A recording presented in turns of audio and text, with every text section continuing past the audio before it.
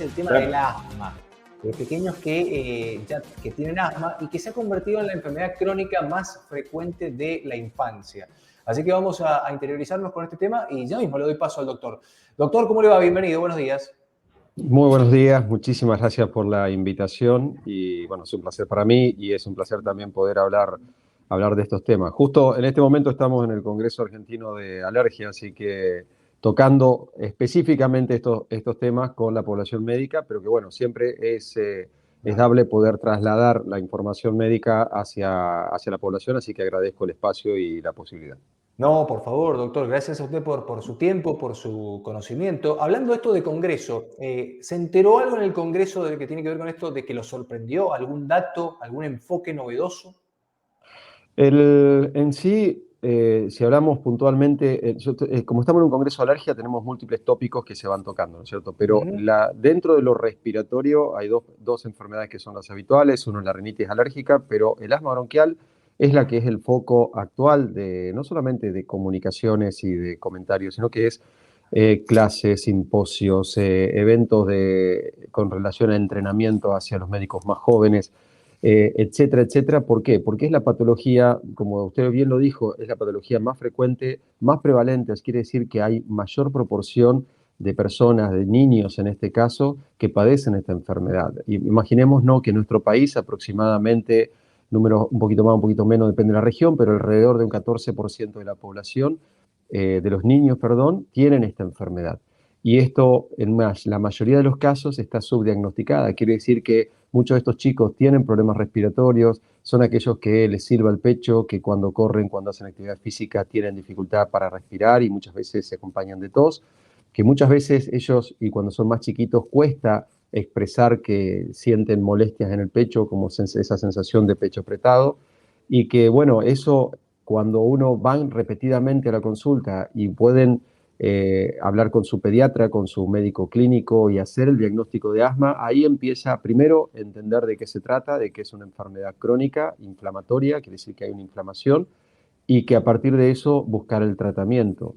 Existen diferentes tratamientos, depende de la necesidad de cada paciente, pero lo que más nos enfocamos hoy, tal vez porque son aquellos casos que más nos preocupan, son aquellos pacientes que tienen asma grave, aquellos que tienen las formas más complicadas, aquellos que van muy frecuentemente a las guardias, que se internan y que también hay que decirlo, en muchos casos peligra la vida cuando tienen una exacerbación, una crisis, Ujú. un desmejoramiento. Exacto.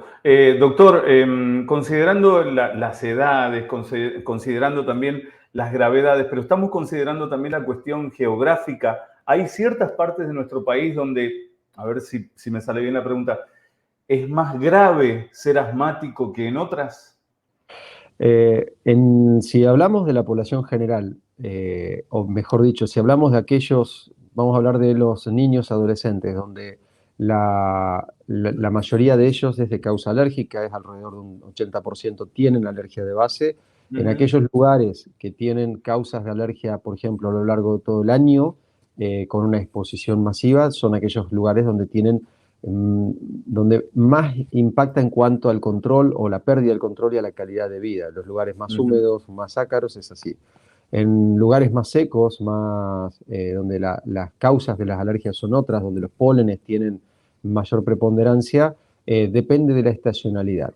Pero lo más importante de esto es que en Argentina, si bien tomamos, y porque tenemos estudios hechos desde Salta a Buenos Aires, a Mendoza, al litoral, inclusive al sur, la frecuencia, o sea, la cantidad de chicos asmáticos por cantidad de chicos sanos está en el mismo número, o sea, tenemos la misma Ujú. cantidad, lo que cambian son las causas de las alergias, y por Bien. ende puede cambiar qué tan molesto están en una parte del año o en todo el año, por así decirlo. Bien. Doctor, supongamos la gran mayoría de las familias ahora son jóvenes, ¿no? Aquellos papás o aquellas mamás que no sepan cómo dar el primer paso. Yo veo que mi nene está respirando, hace ruido, sufre, se pone mal. ¿Qué hago? ¿Centro de salud? ¿Neumonólogo? ¿Cuál es el primer paso que puedo hacer como papá antes de caer en la Lo, desesperación? Lo primero siempre es lo más cercano, es buscar las cosas lo más directas posible con el médico que más próximo estén en el cuidado de la salud del niño o del adulto. Básicamente, si el chico tiene problemas respiratorios frecuentes, que no necesariamente tienen que ser graves, sino repetidos, es necesario que consulten con su pediatra, es necesario que consulten con su médico clínico, aquellos que lo más lo conocen, aquellos que lo tienen en control por otras razones inclusive, pero charlarlo. Si ahí el médico clínico o el pediatra decide que ese paciente tiene que tener un enfoque especializado, el alergista, el neumonólogo, serán a quienes deberán derivarse para de esa manera tener un enfoque especializado.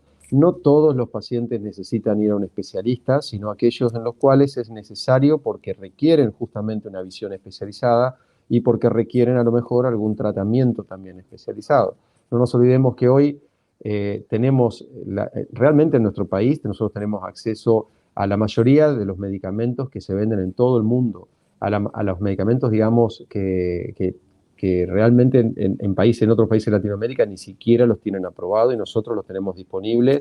Y es por eso que hoy, por ejemplo, hemos avanzado mucho en el manejo del asma grave, como decíamos hoy, aquellos pacientes que realmente tienen su vida en riesgo y donde hasta hace poquito tiempo se han aprobado medicamentos desde los 6 años en adelante, medicamentos que ya están en el país para los más adultos, pero que ahora lo tienen aprobados para niños más pequeños, y eso nos permite, imagínense, aquellos chicos que hoy no resuelven su problema, no se controlaba su problema, que corrían riesgo de ser internados, y obviamente de las consecuencias que tiene a largo plazo, porque las crisis, las exacerbaciones que le llamamos nosotros, no solamente ponen en peligro hoy la vida del paciente, sino que además pueden generar con el tiempo secuelas irreparables, como por ejemplo el deterioro de la función pulmonar. Entonces, esos niños hoy tienen la posibilidad de acceder a medicamentos biológicos, que así se llaman, y que nos permiten de esa manera colaborar en el control de la inflamación, que es la base del asma, y de esa forma hacer que la enfermedad se controle.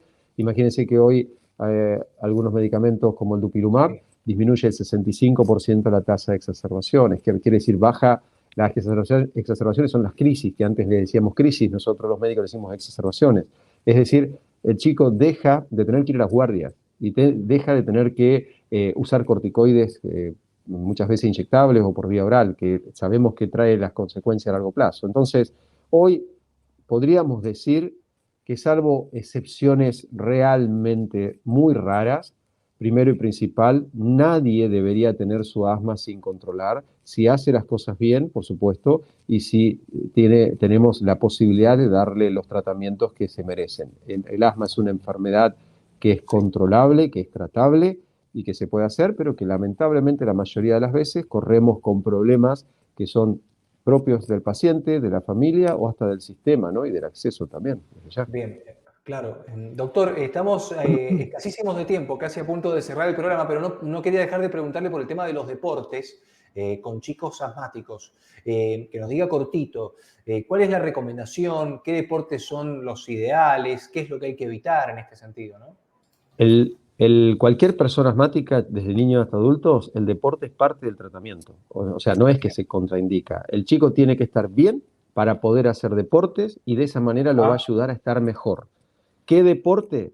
O sea, por supuesto, tiene que estar tratado para no tener crisis y de esa manera no tener síntomas, de esa manera poder hacer el deporte, porque eso lo ayuda a estar mejor siempre y a usar menos medicación. ¿Qué deporte se recomienda? El que puedas realizar de forma continuada. No necesita ir a natación, que es lo que por ahí más nosotros recomendamos. Lo que necesitamos es que tenga continuidad. Si estamos viviendo en el interior y la pileta más cercana está a 50 kilómetros, no es lógico que elija natación. Que vaya a jugar al fútbol, que vaya a hacer algún deporte recreativo, pero continuado. Ese es el mensaje. Bien.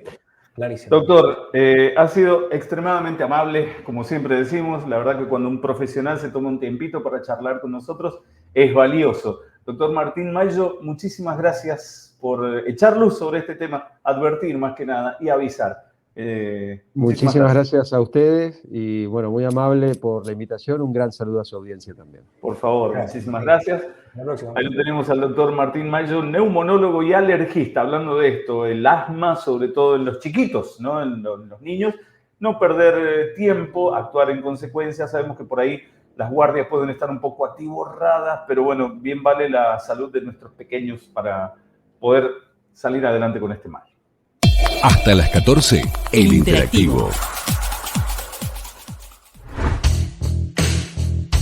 Bueno, minutos finales, señor, minutos finales, pero no nos vamos a ir sin repasar.